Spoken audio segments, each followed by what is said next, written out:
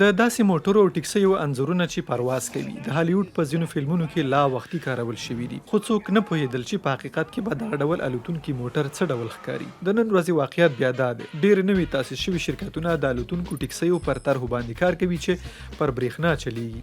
د دغه ډول محصول مارکیټ د همدې رقابت له کبله د ودې په حال کې دی. زه فکر کوم چې که یې شمېر سلو ته ونه رسیږي نو په لسهاو داسې شرکتونه شته، د هغوی له ډلې به یې یو شمېر بریالي هم شي. د امریکا متحده ایالاتو هوایي ځواک پلان لري چې په راتلونکي کې دغه ډول الوتونکي ټکسي د ترانسپورت لپاره وکاروي. د موټر جوړولو آسیایي شرکتونه هواندای او ایکس پینګ هم غواړي چې په دې برخه کې ونډه ولري. هغوی په خپلو الوتونکو ټکسیو کې له هغو بیټریو کار اخلي چې په برقي موټرو کې کاریږي. په امریکا متحده ایالاتو کې ښایي 2015 کال کې الوتونکي ټکسي د نیویارک او نیویارک هوایي ډګرونو ترمنځ مسافر انتقال کړي. چینای اوټو فلایټ او آلماني فولوکوپتر شرکتونه بیا غواړي په روانو اولمپیک لوبو کې چې په پاریس کې ترسره کیږي خپل الوتونکي ټکسي وکاروي. ستونزه دا چې موږ له یو نوي مارکیټ سره سروکار لرو او له نویو رامنځته شویو شرکتونو سره رقابت کوو. ډېر دغه شرکتونه ښې مفکورې لري خو په یوې مرحلې کې پیسې ختمیږي. د یوې نوي الوتونکي نقلیه وسیلې جواز اخیستل ډېر وخت او مصرف غواړي. د آلمان ADAC شرکت هم غواړي د فولوکوپتر شرکت الوتونکي ټکسیګانې د ژغورنې په ماموریتونو کې وکاروي. یو ډېر مهم فاکتور دا دی چې زموږ الوتونکي نقلیه وسیله د یوې څرخي الوتکې په پرتله ډېره ارزانه ده او پر ساتنې هم ډېر لګښت نه راځي. په هوانوردي سکتور کې د محافظتي تدابیرو معیار ډېر لوړ دی. تر دې مخکې چې یوه الوتکه بازار ته وړاندې شي باید پرې ډېرې ازموینې وشي. د الوتکو د حادثې چانس د پرواز په 1 میلیارډ ساعتونو کې یوازې یو دی، خو ازموینې بیا هم اړینې دي. په اروپا کې زموږ محافظتي شرایط د هوایي شرکتونو الوتکو ته ورته دي. د اروپایي ټولنې د هوایي امنیت اداره په اروپا کې هوایي ترافیک تنظیموي.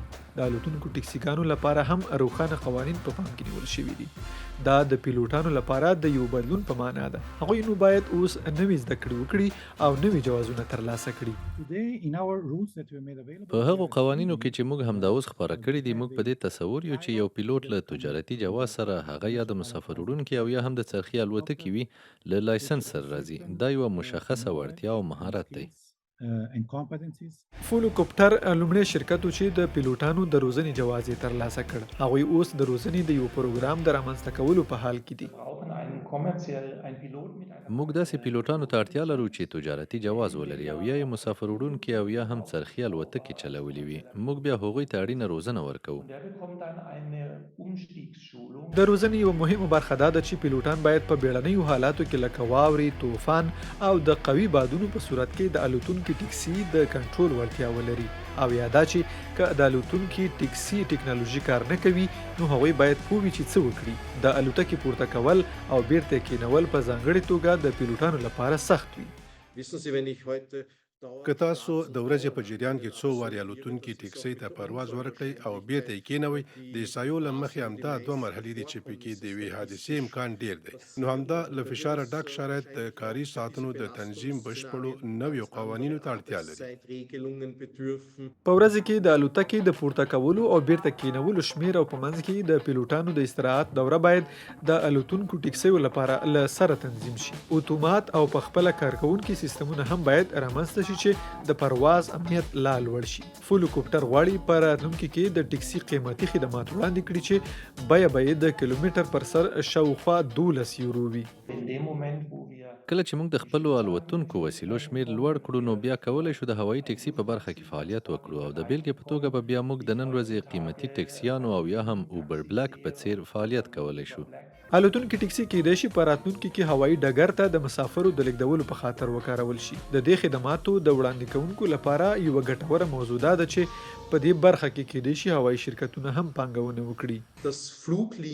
هوایي شرکتونه وایي چې هغوی پر داسې یوه شبکه‌ایي سیستم کار کوي چې په مرسته به خلک له وړو ځایونو یا هوایي ټګرونو څخه داسې مرکزونو ته لیږدول کېږي چې ورڅخه د لرې واټن پروازونه کېږي. که الوتونکي ټکسیګانې په رښتیا هم ډېرې شي نو په دې برخه کې به نویو مسیرونو او قوانینو ته اړتیا وي. همدا اوس په اروپا کې یو سیستم د هوایي ترافیک د تنظیمولو په خاطر کارول کیږي. موږ مشخص اصول وړاندې کوو چې د ترافیک د تنظیمولو په اړه وي، خو بیا واقعي عملیات او فضا د هر غړي هیواد خپله موضوع ده. نو دا به څه ډول وي او څرنګه به کار کوي؟ تاسو به کولای شئ چې له یو مشخص ځایه چې ورته به ویرتی پورت ویل کیږي د یو اپلیکیشن له لارې یوه الوتونکې ټیکسي وغواړئ. هغه به تاسو ته په ویرتی پورت کې منتظره وي.